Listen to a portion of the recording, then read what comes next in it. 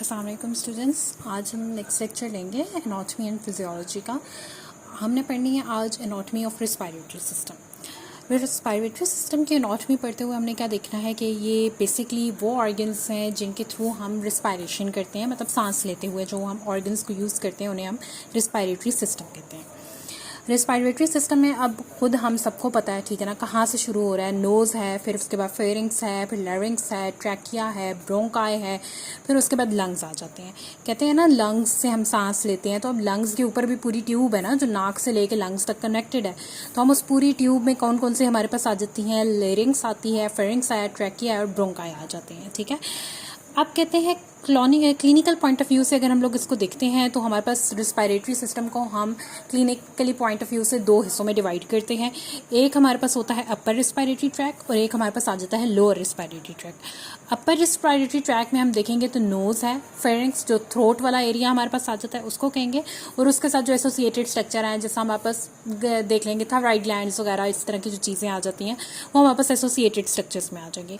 और अगर हम लोअर रिस्पायरेटरी ट्रैक के अंदर हम लोग जाएंगे तो हमारे पास लैरिंग्स, ट्रैकिया, उसके बाद ब्रोंकाई और हमारे पास लंग्स आ जाता है। कहते हैं अगर हम लोग बात करें, अब हम रिस्पायरेटरी सिस्टम के ऑर्गन्स में आपको बोलूँ कि मुझे लिख के दें कि कौन कौन से रिस्पायरेटरी सिस्टम के ऑर्गन्स हैं, तो अभी हमने ऊपर टॉपिक में पढ़ लिया है। कहाँ से हम शुरू करेंगे, पहले वाले ऑर्गन से शुरू करेंगे, नोज़ के बाद हमारे पास आ जाता है फेरिंग्स के बाद आ जाता है लैरिंग्स के बाद आ जाता है ट्रैकिया के बाद हमारे पास ब्रोंकाई हमारे पास आकर लंग्स के अंदर चले जाते हैं, और लंग्स के अंदर हमारे पास बेसिकली ये स्मॉल एल्वियोलाई, एक अंगूर के गुच्छे की तरह जो स्ट्रक्चर्स होते हैं, ठीक है, उन्हें हम एल्वियोलाई कह रहे होते हैं। तो हमारे पास ये वाले ऑर्गन्स इन्वॉल्व होते हैं। यहाँ पे अगर हम लोग देख लें, ठीक है, ये हमारे पास आ जाते हैं इसकी रिस्पायरेटरी सिस्टम का। ये देखिए नाक से शुरू हो रही है, ठीक है ना, नोज, ये इसके अंदर नेजल कैविटी, नॉस्ट्रिल्स हमारे पास आ जाती हैं। यहाँ से आता है ये फेरिंग्स के अंदर, फिर उसके बाद लैरिंग्स, देन ट्रैकिया हमारे पास फर्दर आ रहा है, ठीक है ना। यहाँ पे डिवाइड होता है, दो हिस्सों में डिवाइड होके, एक लेफ्ट ब्रोंकाई, एक राइट ब्रोंकाई, लेफ्ट लंग में जाने वाला और राइट लंग में जाने वाला। अब जब दोनों लंग्स में चला जाएगा, ठीक है, तो उसके बाद आगे ब्रोंकाई हमारे पास नीचे ब्रोंक्यूल्स में कन्वर्ट होता है, वही आगे अंगूर के गुच्छे की तरह बन जाता है। उन्हें हम क्या कह रहे होते हैं, ये यहाँ पे आपको देख रहे हैं, ठीक है ना, इन्हें हम कह रहे होते हैं एल्वियोलाई कह रहे होते हैं। ये हमारे पास जो ये स्ट्रक्चर्स बनते हैं ये हमारे पास अंदर लंग्स में जाके बन रहे होते हैं, ठीक है। नेक्स्ट हमारे पास आ जाती है एनाटॉमी ऑफ यूरिनरी सिस्टम। हम यूरिनरी सिस्टम के बारे में पढ़ेंगे। तो यूरिनरी सिस्टम में सबको पता है किडनीज इन्वॉल्व होती हैं। किडनीज के बाद हमारे पास इसमें इन्वॉल्व होता है यूरिटर्स इन्वॉल्व होंगे, ब्लैडर और यूरिथरा आ जाता है। हमारे पास मेन जो ऑर्गन्स हैं यूरिनरी सिस्टम का वो हमारे पास क्या है, किडनी है, ठीक है, जो कि हमारे पास यूरिन बना रहा होता है। अगर हमारे पास किडनी की फंक्शन ठीक नहीं होगी तो हमारे पास यूरिन की कंसंट्रेशन ठीक नहीं बनेगी। हमारे पास जिस भी आदमी का यूरिन ब्लॉक होता है तो सबसे पहले हम जाकर उसकी किडनी टेस्टिंग करवाते हैं कि बेसिकली उसकी किडनी में ऐसा कौन सा प्रॉब्लम आ रहा है जिसकी वजह से उसकी हमारे पास यूरिन प्रोडक्शन सही नहीं हो रही है। तो कौन से ऑर्गन्स इन्वॉल्व है, किडनी इन्वॉल्व है, यूरिटर इन्वॉल्व है और ब्लैडर इन्वॉल्व होता है हमारे पास। फिर आ जाता है यूरिथरा और nephron basically basic structural unit होता है और फंक्शनल यूनिट है किसका, किडनी का। नेफ्रॉन किडनी के अंदर हम कहते हैं ना छोटी छोटी जो चीजें हैं जिसके अंदर बेसिकली फंक्शन हो रहा है, उसका स्ट्रक्चरल और फंक्शनल यूनिट क्या है, उसे हम क्या कहते हैं, नेफ्रॉन कहते हैं।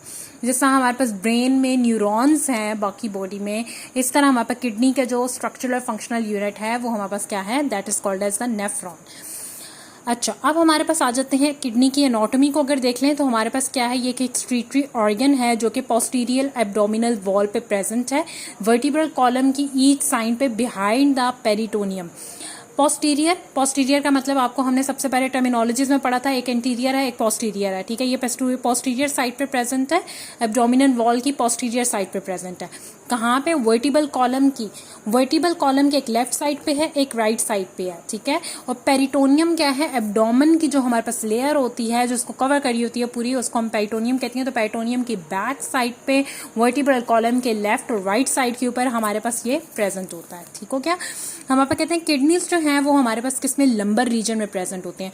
आगे जाके जब हम स्केलेटन सिस्टम पढ़ेंगे और हमारे पास जब हम पढ़ेंगे वर्टिब्रल कॉलम के बारे में पढ़ेंगे तो हमें पता चलेगा कि सर्वाइकल रीजन में, थोरैकिक रीजन में और लंबर रीजन में हम उसको 3 हिस्सों में डिवाइड करते हैं।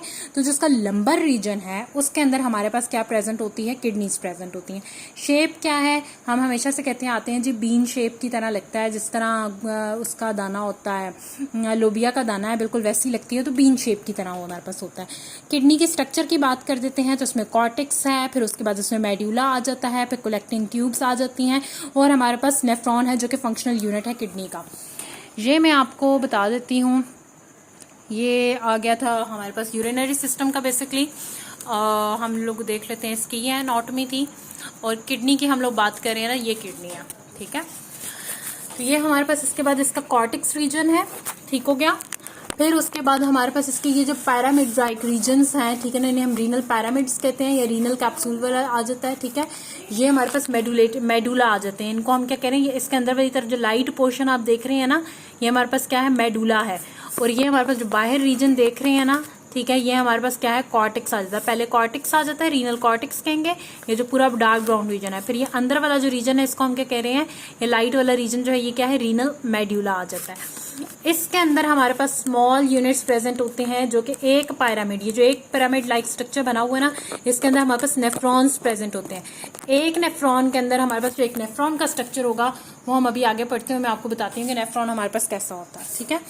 नेफ्रॉन में हमारे पास क्या है, ग्लोमेरुलस है, रीनल ट्यूब्यूल है, बोमेन कैप्सूल है, प्रॉक्सिमल कॉन्वोल्यूटेड ट्यूब्यूल है, लूप ऑफ हैनले है जिसमें इसके असेंडिंग ऑर्डर वाला भी आता है, डिसेंडिंग ट्यूब भी आ रही है, डिस्टल कॉन्वोल्यूटेड ट्यूब्स हैं और हमारे पास इसमें आ जाती है कलेक्टिंग डक्ट। ये देखो किडनी का हमारे पास एक स्ट्रक्चर यहाँ से उठाया है, उसको हमने रीनल पैरामिड एक उठाया और उस एक पैरामिड के अंदर हमारे पास ऊपर वाला पोर्शन उसका कॉर्टेक्स है, नीचे वाला पोर्शन उसका मेड्यूला है। हमने इसको जब देखा तो ये हमारे पास किडनी का स्ट्रक्चर आ जाता है। ये देखिए होता क्या है, ये एक ए फेरेंट एट्रियोल है और एक ई फेरेंट एट्रियोल है और ये हमारे पास इसमें क्या प्रेजेंट होते हैं, कैपिलरी नेटवर्क प्रेजेंट होता है और ये किसके अंदर हमारे पास जो है वो इनक्लोज होता है, ग्लोमेरुलस के अंदर